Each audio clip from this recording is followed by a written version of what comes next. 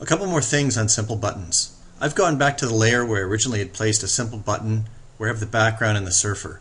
Turned my other layers off that had the sunset. With the button layer highlighted or turned on, I'm going to select my simple button that I had, and what I want to do is introduce a piece of text inside here. If I just double click on the button, I'll see I'm down inside the timeline for that button. I have my up, over, and down states. I want to have a piece of text, so it needs its own layer. And when I click Add New Layer, I've added a new layer, and you see that it spans the frame span, as it's called, spans all the way across from up, over, and down. So with this layer highlighted, I'll go to my text tool, and then we'll click in here in the button somewhere, and I'm going to type test. In fact, let's make that all caps.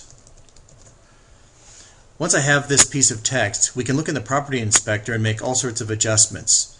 The font face, is it bold or not, all the typical things that you might do with a piece of text. Really importantly, you should always set your text to classic text for now and static text. We'll change to some of these other offerings inside here later on, but for right now, leave it at these two. Okay? My text is a little big, but we'll live with it for this simple test. Haha. Okay, I'm going to nudge this into place. And by the way, before we leave this area, you could add as many layers as you want inside here if you really want to build up a complex graphic that makes up your button. One other thing about the button. Now that I have my button, there are various filters I can apply, like the filters you use in Photoshop for drop shadows and so forth.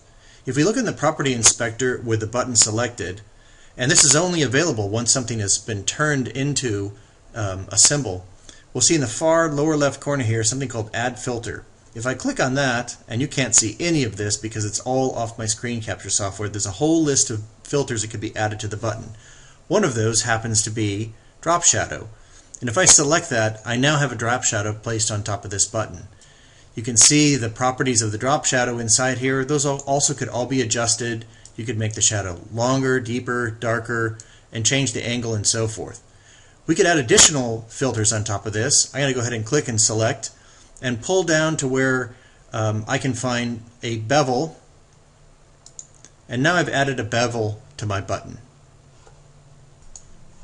Next, I'd like to create another button. Looks just like that, but has a different title inside of it. So I'm going to go up to my library, and I'm going to find my original button, which is button 1 or B1 in here. And if I move up to the top of the library, I see a little menu. If I click on that, I'll find where it says duplicate. And you won't see that because my pop-up menu, once again, is outside the screen capture area. This duplicates the symbol, and I have to give this a new name at this point. Otherwise, the software would be confused. It won't allow me, by the way, to have two things with the same name. Okay, with a B2 button now created, I'll go ahead and drag that out into the stage. It looks exactly like test, but what I want to do is have it say something different. So let's go ahead and double click on that. We'll go inside and change the font, and maybe in fact we'll use a different font face, and we'll change this to say something else. Okay, well, that's a little bit big. Let's scale this down just a little bit and use the nudge keys to get it into place. Okay, so I have a new button called Sunset, built off of whatever was used to create the test button. Now, I'd like Sunset to look like test. I want it to have the same shadow, and I want it to have the same bevel. And it could be that after we've played with the various properties of these filters, that would be a lot of information to have to repeat.